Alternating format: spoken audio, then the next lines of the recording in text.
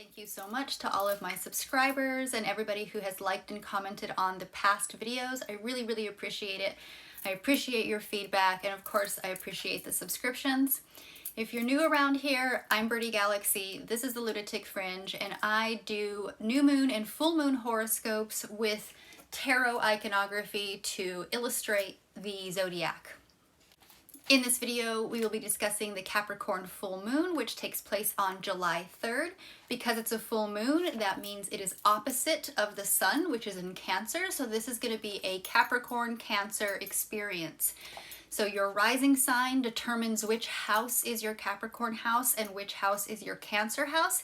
If you don't know your rising sign, there are many sites that you can look that up on. Just do a quick internet search for rising sign. You will need to know your birth date, birthplace, and specifically birth time in order to figure out your rising sign. So let's get into this.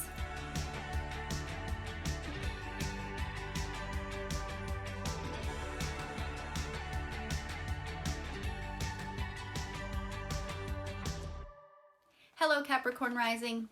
This full moon is taking place in your first house and your seventh house, Capricorn. Your first house is the house of self. Your seventh house is the house of self plus one, or unions, marriages, partnerships, collaborations, things like that. So first we have our sun card. The sun is vitality, energy, life force, warmth, and the spotlight. It is conjuncting or in the same spot in the sky as Mercury. Mercury is expression, messaging, information, communication, as well as some action and manifestation energy. So these two planets are together. Sun and Mercury are conjunct in Cancer at the time of this full moon. So when these two energies are in your seventh house, which is your house of relationships, this is really bringing the opportunity for enhanced communication, effective communication, and really just increased communication around your relationships. This can be a marriage, a partnership, a best friendship. This could be a business partnership. So there's a lot of communication, a lot of messaging, a lot of data flow, as well as the spotlight shining on your relationship. Every year from mid-June to mid-July, the sun, and generally Mercury, because Mercury follows the sun very closely, it highlights and lights up your house of relationships. This can really be a period of increased connection and understanding, as well as encouraging open and heartfelt conversations within that union or partnership or relationship. Now, when we bring the moon, which is the opposite house, if the sun and Mercury are in the seventh house, when the moon hits its opposite, which is the first house, that's when we have this full moon.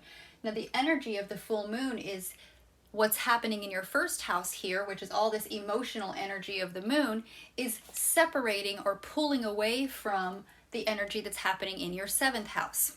So this moon here can really indicate that this is a period during this full moon where this messaging and communication within your relationships is going to be intensified with a bit of emotion. There's going to be some major emotional interplay within this communication having to do with who you are as an individual, and there's a lot of emotion surrounding who you are authentically as an individual, where you're going with your life, who you want to be, how you want to show up in this world, versus who you are within a relationship and within the partnerships that you have made these contracts with. When we have this full moon energy, this pulling apart or this separating type of energy, it's really showing us that we need to learn to balance. This is about balancing.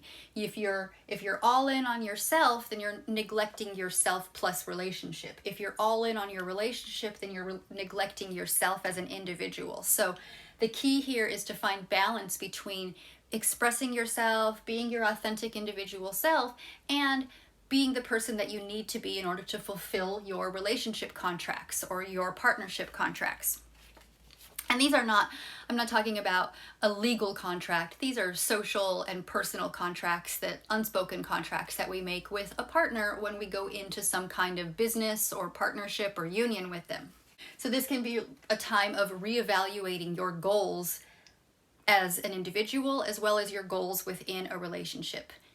Okay, Capricorn, next we have Jupiter. Jupiter is the wheel of fortune. This is the energy of expansive growth, of destiny, changes, and cycles. So Jupiter is in Taurus. Taurus is your 5th house. The 5th house is the house of play and romance and procreation, recreation, and just creating yourself, the creativity that is that you have within you for self-expression. This is bringing an opportunity for expansion of your romantic and creative desires, or your romantic and creative endeavors or experiences. This is opening up opportunity for growth and joy, as well as a sense of abundance, especially in the area of play and fun and recreation and expressing yourself creatively. This is also the house of children, so this is both being in that childlike energy of just pure joy, but also having fun with kids, maybe, running kids summer camps, or you're taking your children on vacation to a very kid-like place like Disneyland or something like that. But it's a very childlike feeling. Now Jupiter in the 5th house is 60 degrees away from the sun in your 7th house. So that's a sextile, that's opening up opportunities. So what this is really doing is encouraging a focus on your partnerships. It's encouraging a focus on fertility if that's something that you're interested in, and making babies. The 5th house is about recreating yourself, which is really making babies. So if you're not trying to get pregnant, be aware that this is a time when you could have increased fertility, so take precautions against that. If you are trying to get pregnant, then this is a good time to really work on getting pregnant, because the expansive energy of Jupiter in this house of recreation, procreation, and creation is really bringing that opportunity for you. Now this could lead to fortunate circumstances and potential fulfilling experiences by experiencing joy and fun and recreation. By doing these things and tapping into that childlike energy, the sun rules the 5th house, so the sun is really saying, hey, illuminate this, let's just expand this joy. There's just so much childlike joy happening for you right now, that you are going to find this sense of fulfillment by allowing that expansive, joyful energy, warm, childlike energy to come into play. Now the moon is also making an aspect to Jupiter. This is also a lucky aspect. It's a trine. It's 120 degrees away. So with the moon making this trine aspect to Jupiter, this is bringing some emotional stability to this creative endeavor, to your romantic or recreational experience. Now with the moon over here in your 1st house making this trine aspect to Jupiter, this is really enhancing your personal self-expression and your ability to express yourself authentically. So this alignment here may really enhance your self-confidence. It may allow for you to express your talents and your pursuits with a sense of grounded enthusiasm. You've got a lot of good, happy, enthusiastic energy going on here. This can really lead to opportunities for growth and abundance within the area of your creative endeavors. Now Saturn is the world. This is the energy of completion, of fulfillment, of reaching your goal, of mastering a skill. So Saturn is currently in Pisces, and Pisces is your 3rd house. Your 3rd house is your house of communication. It's the house of messaging, data flow in, data flow out. It's also the house of siblings or cousins, or that tier of your family tree. Now Saturn is very stable and grounded. The energy of Saturn is, it's very earthy. Saturn in your 3rd house is making a trine to the sun. Here's another trine. We have 120 degrees away. That's luck. So what that's doing is bringing this period of stability. Saturn is stable, so it's stabilizing the communication that's happening in this relationship situation. It's stabilizing this nurturing energy, the nurturing of the 3rd house into your relationships, into your partnerships. This is really encouraging emotional connection and deeper commitments. Saturn is about commitment. It's about staying the course. So this is helping to create some grounded stability and commitment within this relationship situation. This aspect really emphasizes the importance of effective communication and responsible decision making within this relationship sector. This is really urging you to take a practical and a disciplined approach to your critical thinking, to your thought processes, and to your communication, especially with your partner. It's also allowing you to be a little bit more disciplined in your structuring of your thoughts and your ideas so that when you do express them to your partner, they come out the way you want them to, and the message isn't mixed up or jumbled.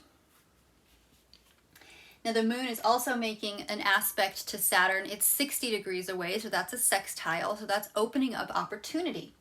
So here we have a sense of emotional stability and discipline in your communication and self-expression, and this alignment can really provide a supportive energy for practical thinking, for responsible decision making, and for the ability for you to convey your ideas and intentions to others, especially about who you are and how you show up in the world and who you are authentically and what you're here to pursue. Now we have Venus in play. So Venus is in Leo. So we have Venus. Venus is the energy of abundance, of nurturing and creativity. Venus is in Leo. Leo is your 8th house, and the 8th house is the house of personal transformation. It's the house of intimacy, as well as shared resources with others. So money, other types of resources, maybe some kind of trust fund or some kind of pooled resources. Now, Venus is not alone in this house. Mars is there. They are together creating this whirlwind of energy in your 8th house, or your house of personal transformation and shared resources. So there's obviously some situation going on here with a partnership. Well, partnerships generally tend to have money involved. If you're in a marriage or some kind of romantic partnership, maybe you share finances. If you're in a business partnership, maybe you have a joint account that two or more people can pull from. Maybe you are using organizational money or grant money to fund something like that. Or maybe you've inherited something. That's what the shared resources is. So this can really generate a powerful and intense energy in matters of love, desire, and personal transformation. So this alignment can really bring forth passionate relationships. It can bring forth intense sexual encounters. This can really lead to personal growth and exploration of your deeper desires as well as your fears. The 8th house is about secrets. It's about what's hidden. And a lot of times, maybe your fears are even hidden from yourself. But when we have planetary bodies going through the 8th house, it generally shakes things loose. It shakes things out from wherever they were hidden. And this is in an effort for you to address them, because when we keep pushing things down, we keep shoving down those emotions, they're eventually going to come back up. At some point, you have to deal with them. So when planets go through your 8th house, or when major energies go through your 8th house, it's generally a time for you to deal with whatever's bubbling to the surface. Now, Venus and Mars are squaring off with Uranus. Uranus is the Fool. This is the energy of innocence, spontaneity, new beginnings. This is taking a leap of faith. So Uranus is in Taurus over here with Jupiter. So whenever Uranus goes through an area, it tends to create upheaval. It really shakes things up, and it brings unexpected changes, major unexpected changes. So Uranus in your 5th house, it's been there for a few years already. It's been there for a while, bringing a lot of unexpected changes, and it's going to continue to be there for a little bit longer. I'm sorry, I don't have the dates in front of me right now, but you can easily look that up with just a quick internet search of when Uranus goes into Aries. So this Venus and Mars are 90 degrees away from Uranus. That's a square, and squares are challenges. Squares bring obstacles. They put challenges in front of you to figure out. So with Venus and Mars squaring off with Uranus in your 5th house, this is really suggesting a time of intense passion. It can bring some creative upheaval, as well as some major unexpected changes within your personal transformation, your shared resources, and how they are affecting your creativity or your creative expression, or vice versa. Your creative expression is affecting your shared resources. This aspect can bring up powerful desires, unconventional love affairs. 5th house is all about romance and love affairs, and Uranus bringing this unexpected energy can really shake things up there. This can bring forth the need to break free from outdated patterns in order to embrace a more authentic and a more liberated self. So you might have something that's really holding you back, some outdated thought process that's preventing you from just letting loose and really thriving in this childlike warmth, expansive growth energy that's happening within your house of romance, your house of unions, and your house of intimacy and shared resources. Okay, now this Saturn in your 3rd house is 60 degrees away from Jupiter in your 5th house. So there's another 60-degree angle. That's another sextile or an opportunity. So there's so many wonderful things going on right now, Capricorn. So many amazing opportunities and doors opening and wonderful, warm, positive energy coming your way. So the 60 degrees between Saturn and Jupiter over here, they're bringing opportunity for creative self-expression, for increasing your confidence in your communication.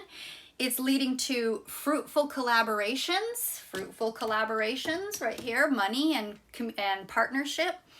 This is also bringing in a broader audience for your ideas, for your creative endeavors, for your creative pursuits, for your communication, and for your self-expression. All these things are really being put on in the spotlight and allowing you this opportunity to express yourself. Now, at the same time, there might be a need to balance some discipline and structure. Saturn is discipline and structure with your desire for freedom and spontaneity.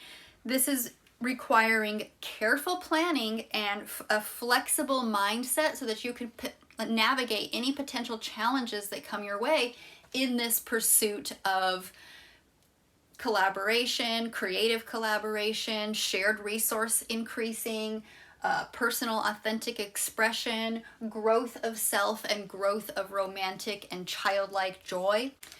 Now lastly, Capricorn, the last 2 players. We have Neptune in Pisces along with Saturn. So we'll put Neptune here, or Neptune is the Hanged Man.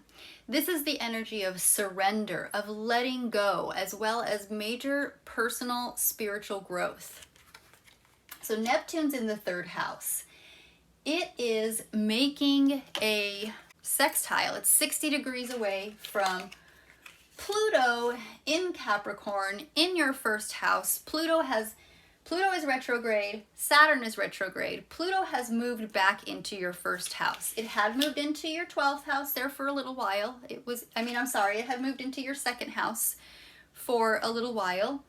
And it will be back into your 2nd house next spring. But it is in your 1st house once again, where it's been for many, many, many years, causing a lot of powerful shifts, a lot of powerful moments of questioning who you are. It's really helping to regenerate you as a whole new you. You are really stepping into your power as the person that you are supposed to be. Showing Pluto to your 1st house is really bringing that authentic personal power out, and it's showing you who you are and what you are capable of. Now, Pluto making a 60-degree angle to Neptune in your 3rd house, this is really bringing a profound transformation to your communication style, and to your self-expression. So as you dive deep into these subconscious patterns and your spiritual insights, you can really open up these channels for intuitive understanding, for allowing you to communicate your desires and beliefs, and to communicate that with greater depth and with greater influence on the people around you, especially when it comes to your partnerships. So that's all I have for you, Capricorn. This is really exciting. It's a really exciting time. I'm really interested to see how this plays out for you, Capricorns. I have some Capricorns in my life that I'm watching and seeing how this is playing out for them, and I would love to hear from you in the comments of how this is going for you, and anything else you'd like to hear about or let me know. I'm happy to hear from you. So thank you so much for watching to the end.